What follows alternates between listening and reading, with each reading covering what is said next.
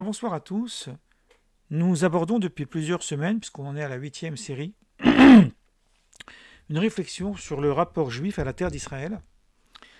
Et nous avions longuement expliqué que la nature du peuple juif repose sur deux paradigmes qui situent son histoire. Alors, ce n'est pas l'histoire de l'historien, mais c'est l'histoire d'un point de vue de la réflexion biblique et l'histoire juive qui en découle ensuite. Une configuration qui est biblique, qui définit le peuple juif à travers une souveraineté, un État, comme tous les pays organisés, et une autre configuration où le peuple juif devient un peuple éparpillé à travers le monde et ne peut plus jouir d'une souveraineté politique. Et alors, on évacue, à chaque fois il faut le répéter, la question de l'État d'Israël, ça sera pour une autre fois. Et nous avons montré que du fait que la majorité sur le plan du temps de l'histoire d'Israël repose sur une absence totale de souveraineté politique, on est en droit de se demander quelle est finalement la nature du peuple juif. Est-ce que la nature du peuple juif, c'est beaucoup plus celle qui détermine, en fait, qui définit un peuple organisé tel que le conçoit la Bible, ou alors, au contraire, on pourrait dire que la nature du peuple juif, c'est plutôt une conception diasporique, c'est-à-dire l'idée que le peuple juif n'est plus souverain sur un endroit du monde. Et on avait cité, mais j'aime le reprendre parce que ça peut être très intéressant de revoir ça pour ce qu'on va faire aujourd'hui, un grand penseur juif du XXe siècle, Franz Rosenzweig, qui est mort en 1929, donc il est plutôt du XIXe siècle, 19e, 20e, début 20e, et qui lui écrit dans un livre qui s'appelle L'Esprit et les périodes de l'histoire juive. Donc c'est un livre qui existe en français. Et donc ça se trouve en page 67 du livre, ça a été publié en 1977. Il dit, même sur sa propre terre, Israël n'était pas un peuple comme les autres. L'exil ne pouvait sonner la fin du peuple d'Israël, étant donné que dès le début, l'histoire juive évolue d'exil en exil, et que l'esprit de l'exil, étrangeté au sol, qui œuvre pour une vie plus élevée que la soumission au verdict de la terre et du temps, est enraciné dans cette histoire. Donc c'est une phrase assez intéressante de la part de cet intellectuel. Alors, la petite histoire sur Rosenzweig, c'est que c'était un homme qui était très proche du christianisme, des chrétiens.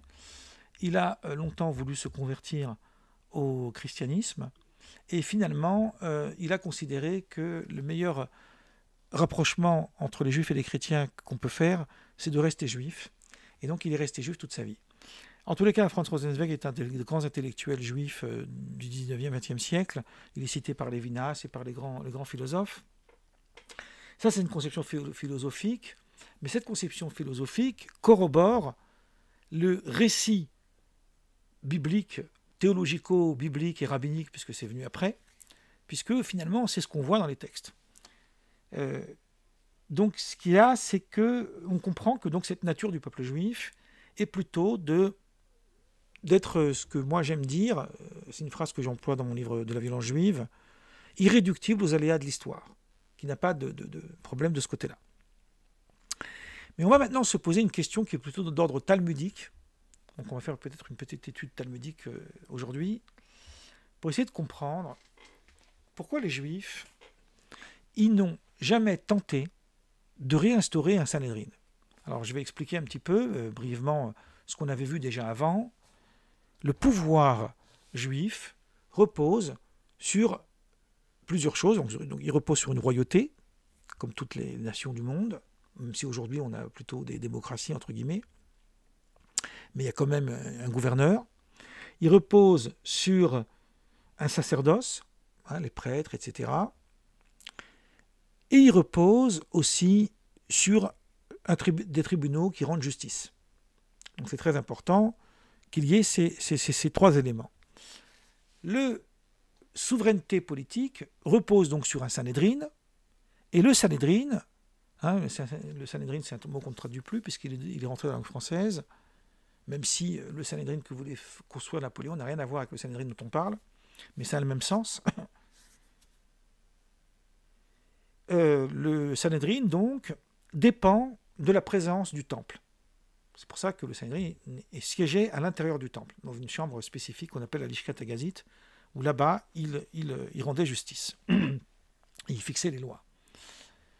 Une fois que le Sanhédrin a été dissous et que le temple a été détruit, il n'y a plus de possibilité de rétablir un Sanhédrin. Sur la question de la possibilité ou non, on va le voir un peu plus tard. Moi, je me pose une question d'abord, avant tout, idéologique. Le peuple juif a été, exfiltré à travers le monde, mais d'abord, il faut savoir, et ça, c'est pas seulement vrai d'un point de vue des textes rabbiniques, mais Maïmonide le dit et d'autres, beaucoup le disent, mais c'est vrai historiquement, il suffit de faire des recherches pour bien comprendre. Ce que je dis n'est pas politique, attention, on n'est pas du tout là-dedans. Il y a toujours eu une présence juive en terre d'Israël. Mais même si la présence juive était minoritaire, même s'il y a eu des difficultés, etc., il y avait par exemple beaucoup de juifs en Babylonie, et on a considéré la Babylonie comme la terre sainte d'un point de vue spirituel, c'est ce que dit le Talmud. Et donc, il y avait des possibilités de réhabiliter, de rétablir une souveraineté politique, même si c'était assujetti aux nations, mais ça pouvait être fait. D'ailleurs, il y a eu dans l'histoire, pendant une certaine période, c'est expliqué longuement dans le livre de la violence juive, des représentants politiques qu'on appelait les Resh Galuta. Resh Galuta, c'est un mot araméen. En hébreu, on pourrait dire Rosh Galut, c'est-à-dire la tête. La tête, c'est le chef, en hébreu. C'est un mot bizarre, parce que le mot tête veut dire aussi début. Vous avez Bereshit. Dans Bereshit, au commencement, vous avez le mot Rosh, qui veut dire tête.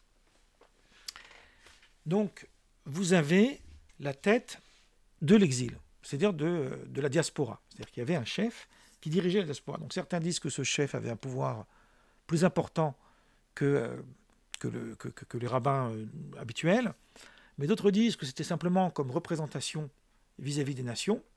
Donc il y a différents débats qui ont été posés là-dessus. Mais on va s'apercevoir que, à part un événement dont je vais parler un peu plus tard, il n'y a pas eu réellement de tentative de refonder un Sanhédrin. Alors, effectivement, on pourrait se poser la question, alors, quand on parle du Sanhédrin, on parle d'un pouvoir juif qui serait l'équivalent du clergé du monde catholique, avec la papauté, etc. Pourquoi le judaïsme n'a pas fait ça? Alors, il y a ici des éléments à bien comprendre, des articulations à bien comprendre, pour comprendre ce que je vais dire plus loin. Il me semble profondément que dans les textes juifs, il y a ce qu'on appelle des non-dits. Il y a des choses qu'on ne dit pas clairement, mais qu'on les laisse entendre à travers d'autres éléments qui, lorsqu'ils sont mis côte à côte, nous font comprendre qu'en fait, on veut en aboutir là. Si je dis, par exemple, quelle est la centralité du judaïsme, à part le fait qu'il y a un Dieu unique, etc., la centralité du judaïsme, c'est l'attente messianique. Elle est très importante. On en parle le mercredi. Enfin, on ne parle pas encore de l'attente messianique, mais on a fixé toute une année de réflexion sur le messianisme pour comprendre un petit peu ce que ça veut dire. D'ailleurs, je me rends compte qu'il y a des liens maintenant avec ce qu'on va faire le dimanche, puisqu'on parle de la terre d'Israël et que le messianisme est directement lié à la terre d'Israël.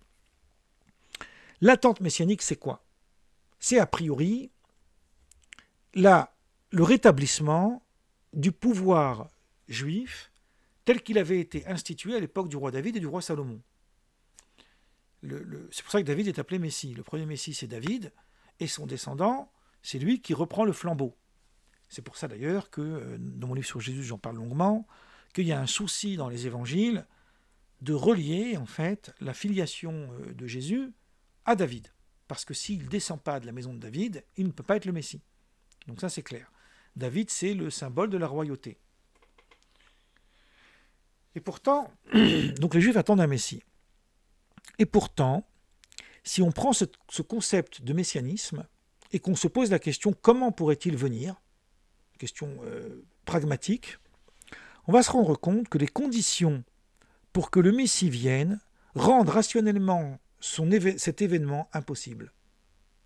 Voilà, nul et non avenu.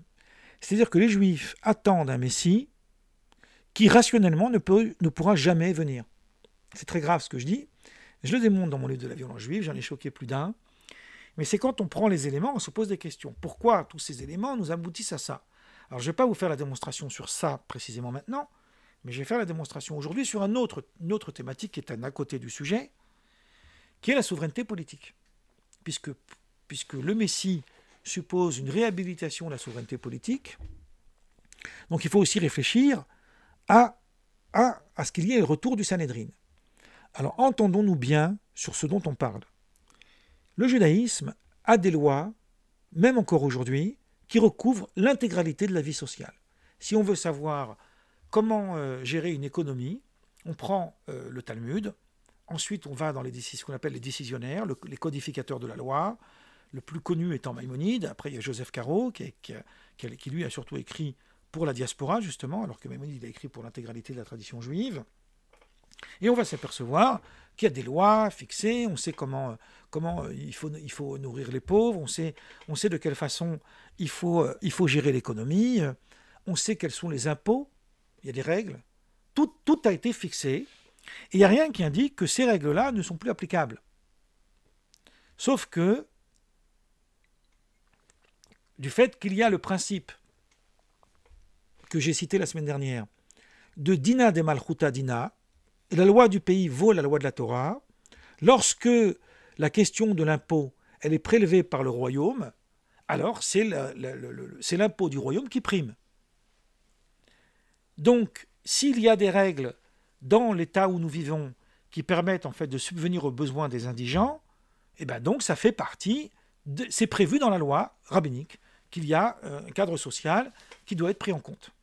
Donc toutes ces règles sont véritablement définies.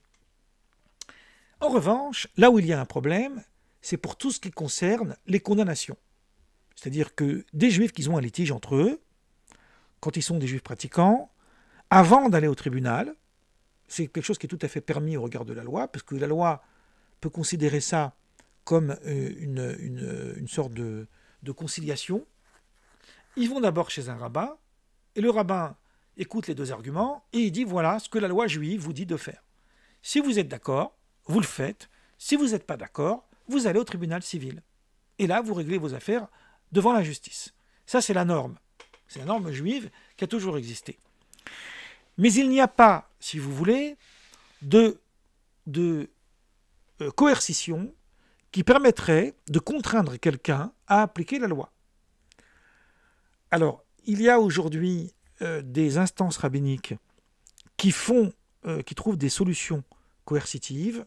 De mon point de vue, c'est un point de vue assez isolé, j'ose le dire, c'est contraire à la halakha. Parce que la halakha ne prévoit plus de pouvoir coercitif.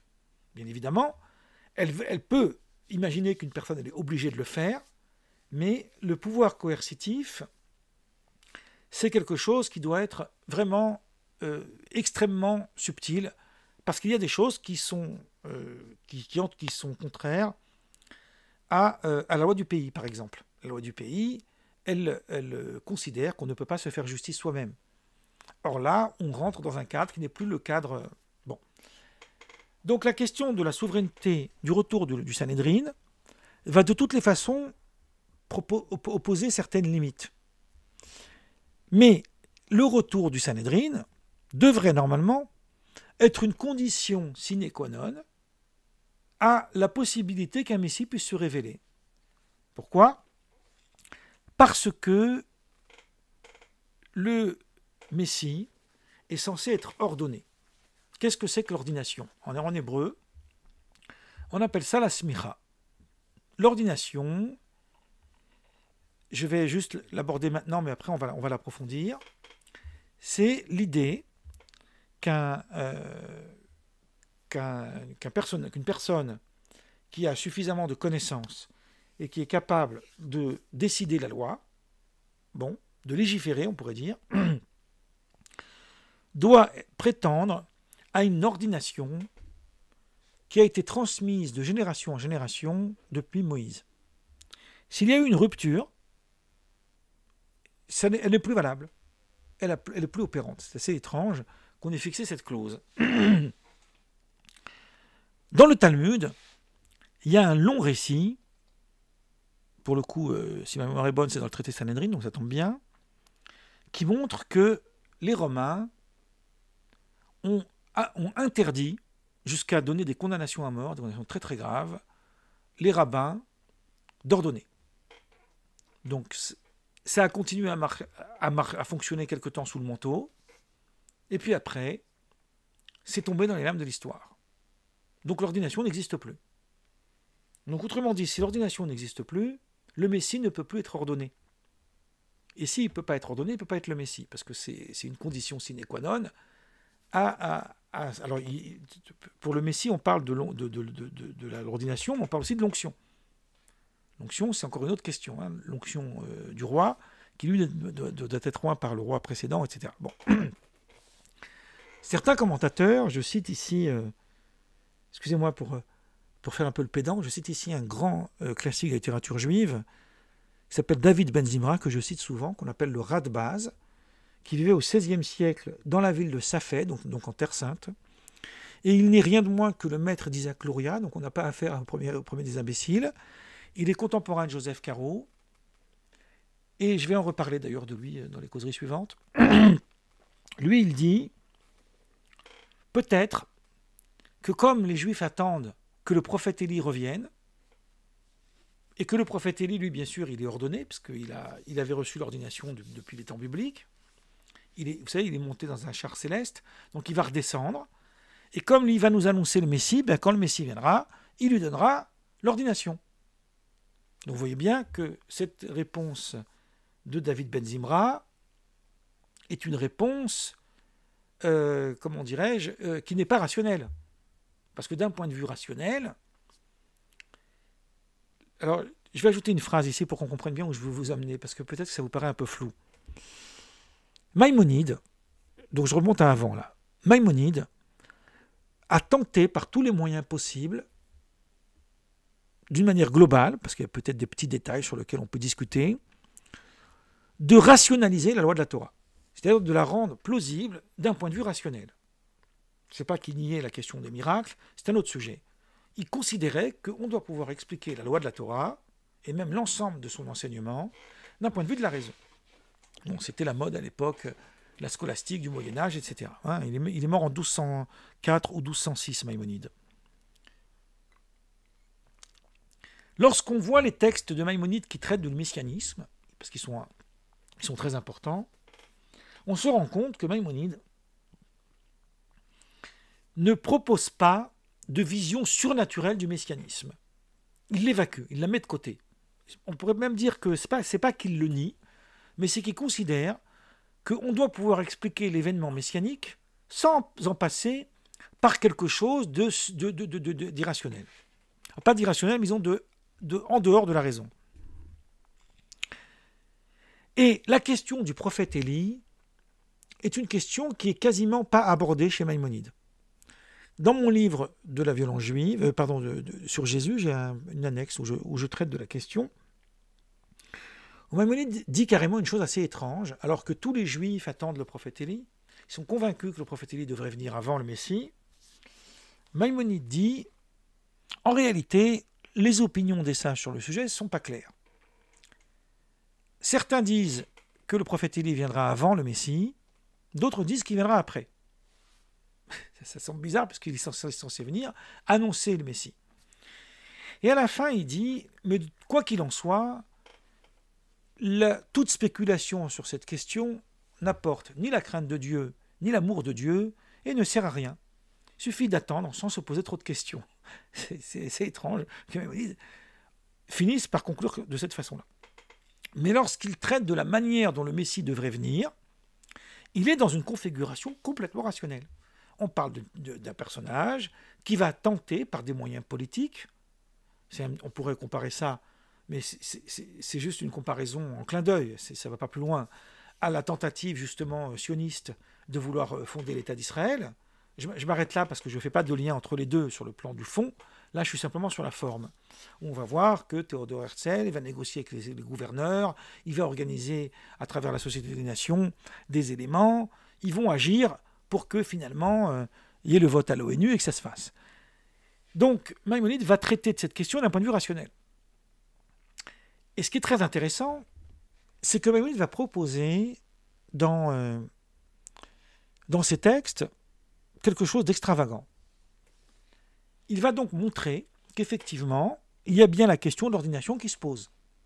Puisque l'ordination, c'est une condition sine qua non à l'événement messianique, et que l'organisation de la vie juive, même en diaspora, nécessiterait une sorte de clergé, qui viendrait décider des lois qui pourraient faire consensus. Maïmonide a une approche très politique du judaïsme, c'est peut-être une des critiques qu'on peut lui opposer, je mets ça de côté. Et Maïmonide, il arrive à dire finalement, il me semble, peut-être que j'en dis trop ou pas assez, j'en sais rien, il faut savoir qu'il est très très très rare que Maïmonide écrive « il me semble ». Lorsqu'il dit « il me semble », c'est qu'il va dire quelque chose qui n'est pas déduit immédiatement des textes, qu'il faut approfondir pour comprendre d'où ça vient. Donc, la formulation de Maïmonide suffit à faire comprendre en quoi il est novateur. Il va par exemple modifier un mot du Talmud par un autre, parce qu'il veut apporter une explication. Ça, c'est très fréquent chez Maïmonide. Il est extrêmement concis dans son langage. Mais quand il dit « Iréli », il me semble, ça veut dire qu'il va dire quelque chose qui n'est pas évident a priori, qu'il faut approfondir. Donc il dit la chose suivante, il me semble que si tous les rabbins s'organisent à l'unanimité, c'est pas selon les voix majoritaires, à l'unanimité, et décident d'ordonner une personne pour qu'il devienne ordonné, donc il y a bien eu une rupture depuis l'ordination qui remonte à Moïse, mais on va la réhabiliter par le pouvoir de tous les sages, à l'unanimité. Et bien dans ces cas-là, cette ordination serait valable. Et à la fin, il dit, il écrit ça dans son commentaire sur la Mishnah, et à la fin, il dit, je vais le dire en hébreu et le traduire, Ve'adavar tsarich echra. Je traduis en français, et la chose nécessite examen. C'est-à-dire, je propose quelque chose, mais finalement, je vais rester prudent. À l'époque de David Ben Zimra, que j'ai cité tout à l'heure, c'est-à-dire au XVIe siècle, il y a eu une affaire qui a fait un tollé dans le judaïsme. Quelle était cette affaire? Il y a eu une tentative par un rabbin qu'on appelle le Mahari Bérav de réhabiliter l'ordination. Donc il a réuni 200 rabbins qui étaient tous d'accord pour réhabiliter, pour rétablir l'ordination. Et ces 200 rabbins ont ordonné un personnage très connu qui s'appelle Rabbi Joseph Caro, qui est l'auteur du codificateur de la loi, c'est l'auteur de ce qu'on appelle le Shulchan Aruch. Donc lui, il est mort en 1575, donc il est contemporain de David Ben Zimra. Et donc, il a été ordonné. Il a eu la smicha. Donc à partir du moment où lui, il a été ordonné, on serait censé légiférer comme Maïmonide et considérer qu'à partir de Joseph Caro, la smicha va être réhabilitée et on va continuer à ordonner les sages jusqu'à ce que le Messie vienne. Mais là, il y a eu un tollé. Alors, je vais citer un rabbin qui s'appelle Ibn Chizda, le Mahar al-Bach, on l'appelle comme ça, et David Ben Zimra, que j'ai cité tout à l'heure, et quelques autres, qui se sont violemment insurgés contre cette tentative de réhabilitation. Ils ont rejeté catégoriquement cette procédure. Donc ils ont annulé l'ordination de Joseph Caro. Donc Maïmonide disait, rappelons-nous, qu'il fallait que ce soit unanime, ça ne l'était pas. Alors attention, ils ne l'ont pas fait par opposition à Joseph Caro. Ils n'avaient pas ni d'opposition contre lui, ni même qu'ils considéraient que lui, Joseph Caro, n'était pas suffisamment érudit, n'était pas suffisamment expert, pour pouvoir, évidemment, que personne ne discutait là-dessus. Simplement, ils ont considéré que ça ne coïncide pas avec la loi. Il y a eu quelque chose d'assez grave, qu'on dit peu, c'est que les autorités, puisque à l'époque la Terre Sainte était sous autorité turque, ont su qu'il y avait eu cette tentative et le Mahari Bérav, qui a été l'instigateur de cette tentative, en a beaucoup souffert et il a dû fuir la Terre Sainte pour préserver sa vie. Donc c'est pour vous dire à quel point cette tentative a été complètement un échec. Alors maintenant, moi qui suis talmudiste, j'aime bien faire un lien, mais après je vais m'arrêter là. Puis la semaine prochaine, on continuera. Vous vous rappelez, je vous avais dit, David Ben Zimra pose cette question, comment le Messie peut-il venir s'il n'est pas ordonné? Puisque lui, il pose cette question sur l'intégralité du texte de Maïmonide, qui propose une rationalisation de l'événement messianique. Et sur ça, il dit, mais il ne peut pas venir le Messie, puisqu'il faudrait qu'il soit ordonné. Alors il répond, David Ben Zimra, pour son propre compte, le prophète Élie viendra, il lui fera l'ordination. Donc si on reste dans une voie en dehors du cadre rationnel, oui, c'est tout à fait possible. Mais lui, Maïmonide, qui lui a essayé de trouver une solution pour réhabiliter l'ordination, du fait qu'il a essayé de trouver une solution, il n'a pas besoin du prophète Élie qui vienne ordonner le Messie. C'est pour ça qu'il n'en parle pas. Vous voyez, donc c'est très intéressant, vous comprenez comment chaque sage, il suit sa propre logique dans son propre contexte. Je vais conclure là tout de suite, parce que maintenant on a déjà passé le temps. Et puis, la semaine prochaine, nous poursuivrons. De tout ce que je viens de vous dire, on comprend qu'à chaque fois, et je vous donnerai d'autres exemples la semaine prochaine, qu'on a tenté dans l'histoire de changer la donne du caractère diasporique du peuple d'Israël, du peuple juif, ça a été un échec total. Et ça n'a pas été un échec total simplement d'un point de vue des autorités extérieures, ça a été un échec total d'un point de vue du judaïsme lui-même.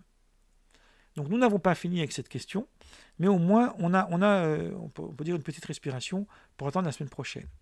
Voilà, je vous remercie pour aujourd'hui.